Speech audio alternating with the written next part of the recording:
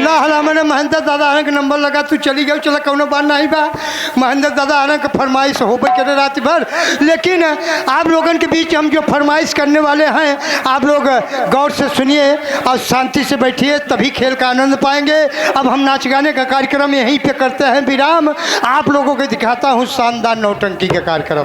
तो आप सबके बीच में हम जो संगीत लाए हैं दोस्तों, आज की रात आप लोगों के ये सुंदर संगीत दिखाएंगे और संगीत अगर आप लोग देखेंगे तो आनंद जरूर पाएंगे, हमारा वादा है।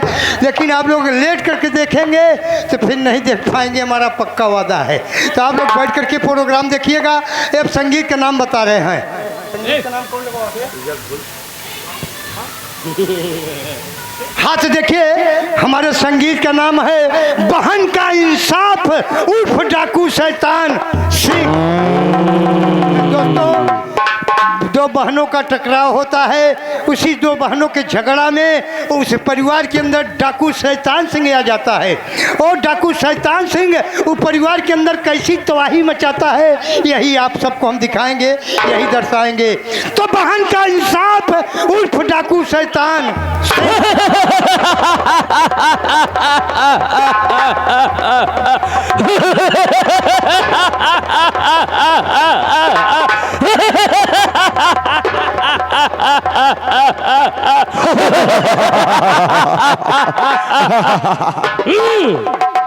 ठहर जा रे कमीने, इस प्रकार से शैतान का नाम लेने वाले तुझे ज्ञात नहीं किया, शैतान तेरी संपूर्ण जिंदगी को जलाकर भस्म कर देगा।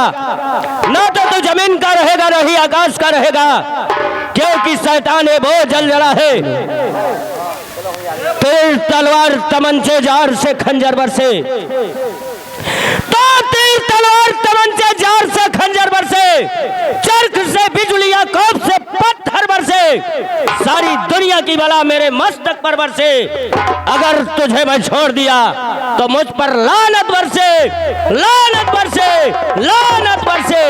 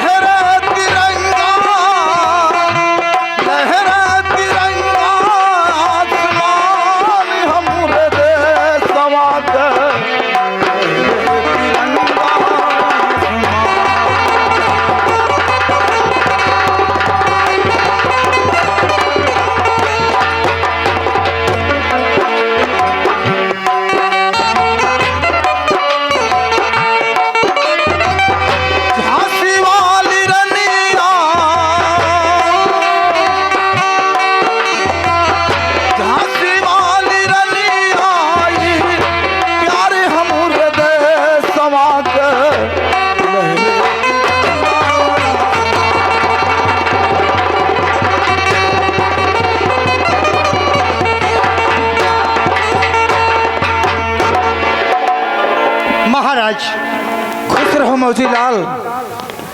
ये बताओ कहिए महाराज कि हमारे इस पूरे साम्राज्य का क्या समाचार है मौजी लाल?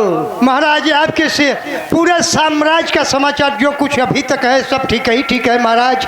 आपके राज्य में और आपके दरबार में किसी प्रकार की गड़बड़ियां नहीं है महाराज। बड़ी अच्छी बात है जी महाराज।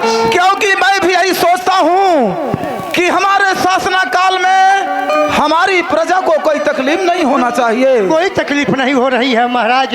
तकलीफ भी कैसे हो, आप जैसे राजा जब तक दुनिया में जीवित हैं तो प्रजाओं को कैसी तकलीफ हो। लेकिन एक बात है, बताओ। कहिए महाराज। आज दरबार में क्या कोई नया समाचार लेकर के आए हो क्या? जी महाराज, यही नया समाचार मैं लेके आया था कि आपका बेटा बलवंत सिंह आपके दरबार में आना चाहते हैं, जैसी आपकी आज्ञा हो। बेटा बलवंत दरबार में आना चाहता है? जी महाराज। ठीक है, जाकर के उसकी आगमनी करो और तत्काल मेरे पास बुला लाओ। जैसी आज्ञा महाराज। जाओ।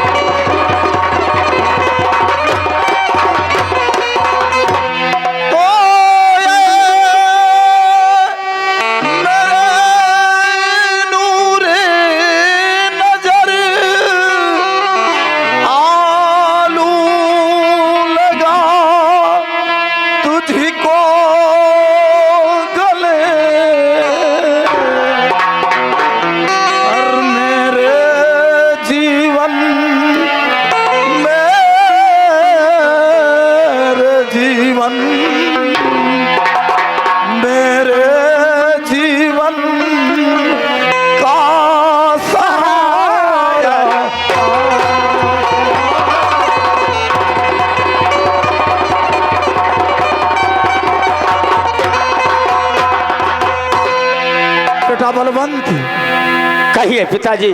आज ही अचानक दरबार में अपने हाथों में इस बंदूक को लेकर के आए हो, क्या बात है बेटा बलवंत? पिताजी, आज ये आपका बेटा आपके पास आया है तो हमारे दिल में जो तमन्ना है अवश्य बताएगा पिताजी। पिताजी, कौन सी तमन्ना है मेरे लाल? पिता गुजारिश आपसे सरी कदमों पर तो सेवक की बिनती पिता आज करो।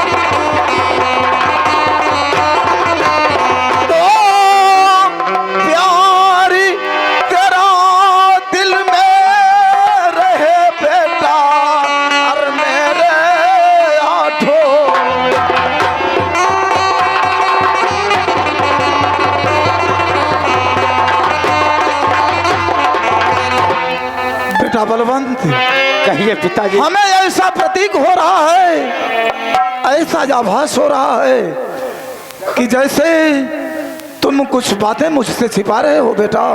पिताजी बोलो क्या बात है? ये आपका बेटा आपके पास आया है, इस बेटे के दिल में जो तमन्ना है वो मैं अवश्य आपसे कहूंगा कौन सी पिताजी। तमन्ना है? तो आप सुनिएगा किस बेटे के दिल में क्या तमन्ना है और क्या ये बेटा आपसे आदेश लेना चाहता है पिताजी। कहो ना मेरे लाल, कौन सी तमन्ना है? पिताजी ले आया इजाजत दी पिता आपसे कुछ तमन्ना उभर आई पिता शौक उल्फत का दिल में हमारे उठा करूं आंखें जंगल में।